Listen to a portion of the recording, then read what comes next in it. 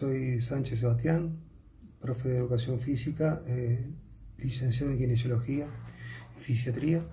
Y el tema que voy a desarrollar, voy a tratar de hacerlo lo más ameno y accesible posible, es el hecho del entrenamiento de fuerza en el adulto mayor. Llamemos una transición entre la adultez y el adulto mayor entre los 60 y los 65 años, donde el cuerpo se encuentra declinando en sus funciones, es decir, que después de hacer algo no recupera sus niveles normales. Un ejemplo sería, voy al gimnasio, aplico una carga a mi organismo y si soy joven voy a desarrollar musculatura. En el adulto mayor, esa carga y la recuperación de información como musculatura va declinando lentamente. Entonces, una de las estrategias que le propongo aprender, difundir, trabajar, en el caso que quieran hacer kinesiología, también lo podríamos pensar como actividad física, es el hecho de pensar el músculo como un órgano que reacciona a estos estreses, a estos estímulos que yo le aplico, y ponele, yo quiero mantener ese órgano en estado saludable.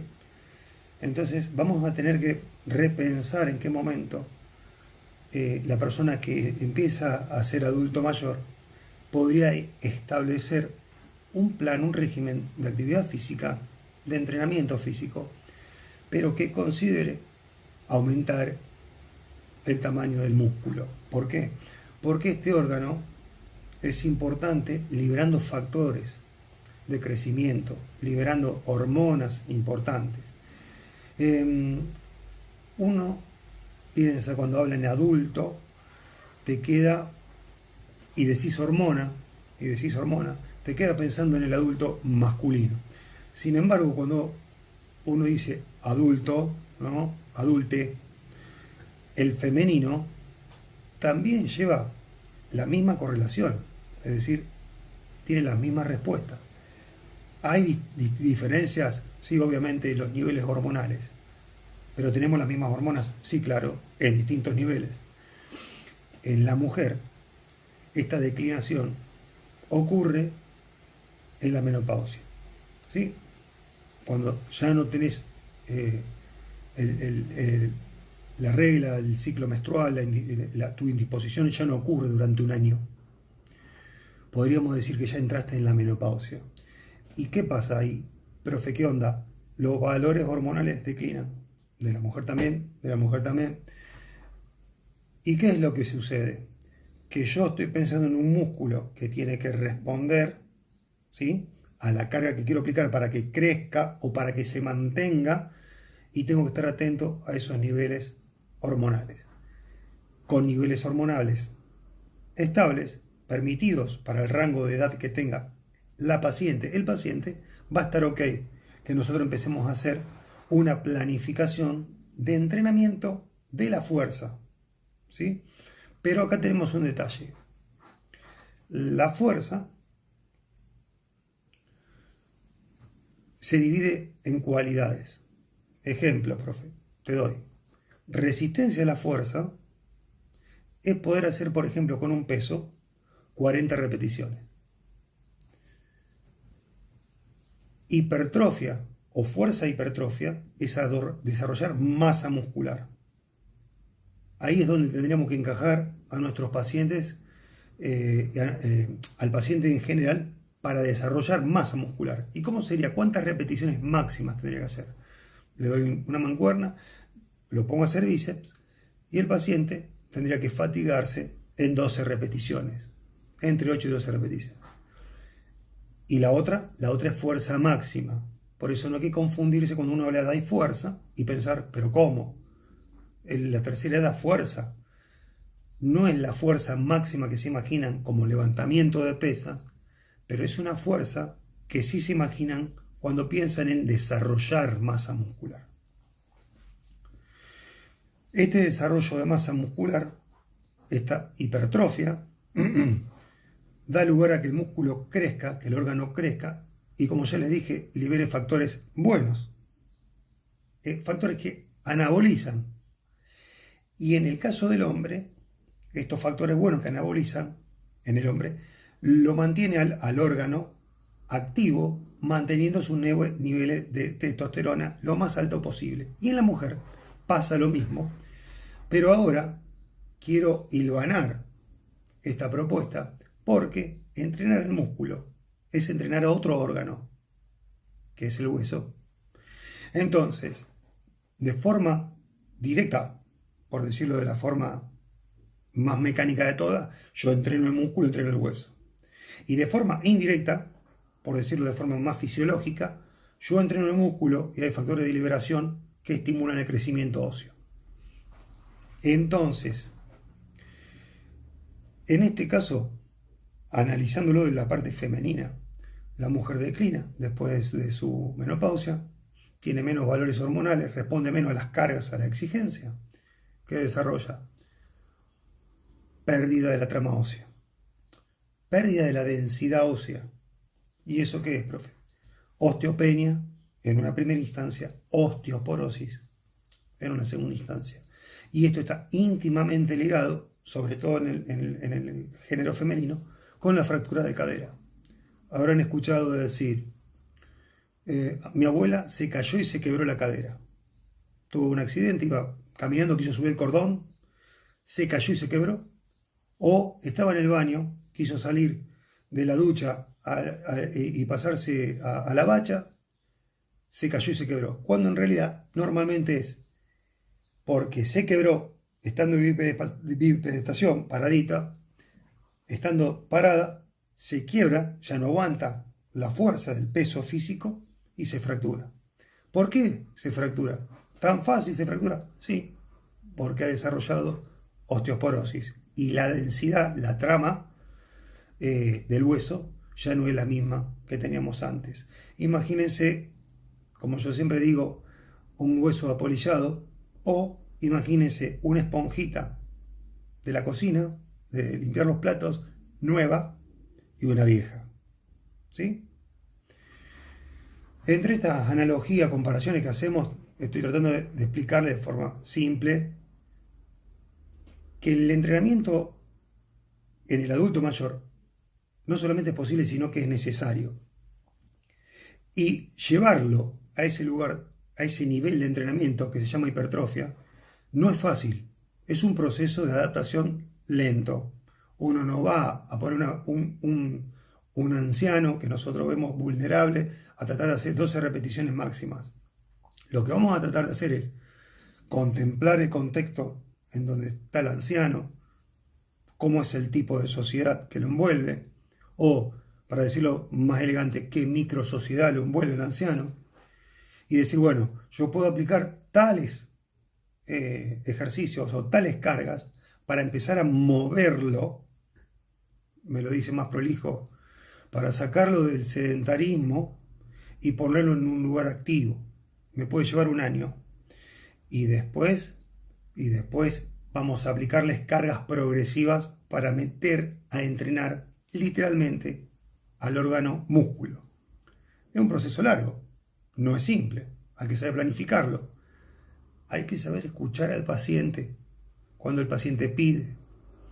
No siempre las propuestas terapéuticas que uno tiene como kinesiólogo son las mejores para el paciente. Entonces hay que tener el oído prendido para escuchar. Y hay que tener la modalidad de voluntad, me refiero a la voluntad nuestra, de incentivar a ese paciente, a ese anciano, que para ponerlo en un momento drástico, está vulnerable, está solo, está abandonado. Imagínense un geriátrico donde al abuelo lo visitan una vez cada 2 meses, a la abuela la visitan una vez cada 3 meses, algo bien drástico. Pero nosotros tenemos que ir a mover eso, ¿sí? Escuchando, reflexionando sobre lo que tiene el decir del paciente, y nuestra propuesta que llega haciendo, vamos a hacer entrenamiento de fuerza en el adulto mayor, entonces todos abren los ojos así y se quieren pegar un tiro. No es así. Es progresivo, pero es necesario. ¿Sí? A los 65 años uno te transforma en adulto mayor. O sea, eso es una definición de la Organización Mundial de la Salud. Pero te doy un ejemplo. Si vos tenés un atleta de 64 años que corre 42 kilómetros de maratón, a los 65 años sigue corriendo 42 kilómetros. Entonces, ese tipo que adulto mayor, vulnerable, pues, no existe, pero tiene una historia deportiva detrás que permite trasladar el estado saludable hasta la adultez. Y luego de la adultez, la tercera edad. Cada vez vamos a ver más adultos mayores saludables, ¿sí? En condición de un envejecimiento saludable, tratando de llegar a viejo lo más joven posible, que es un eslogan bastante barato pero que sirve. Por el otro lado, reflexionando un poco en esta estrategia de haberlo puesto al adulto mayor en un lugar tan lamentable, tan, digo lamentable porque conozco los lugares, no es porque se me ocurra poner adjetivos de menosprecio a algunas situaciones, ya las conozco los lugares. Oiga, ¿todos son los geriátricos así? No. Pero decía, lo ponemos en un lugar bastante de vulnerabilidad, de fragilidad. No quería decir la palabra, pero la voy a decir. ¿Por qué no lo quiere decir? Porque la fragilidad está asociada con un síndrome que se compone de una serie de variables que afectan directamente al adulto mayor. ¿De qué está hablando? Del síndrome de fragilidad. ¿Y cómo puedo evitar el síndrome de fragilidad en mis abuelos, en mis padres? Entrenando la fuerza. Entrenando la fuerza, comprendiendo que el músculo funciona como un órgano que libera factores. Ya lo dijo 1000 veces, profe. Ok. Te está quedando grabado. Tengo que entrenar el músculo para que libere cosas positivas. Tengo que saber repartir las cargas para que eso pase. Y tengo que saber medir con laboratorios, análisis sanguíneo, qué respuesta hormonal está teniendo el organismo a esta propuesta. ¿Cómo trasladarlo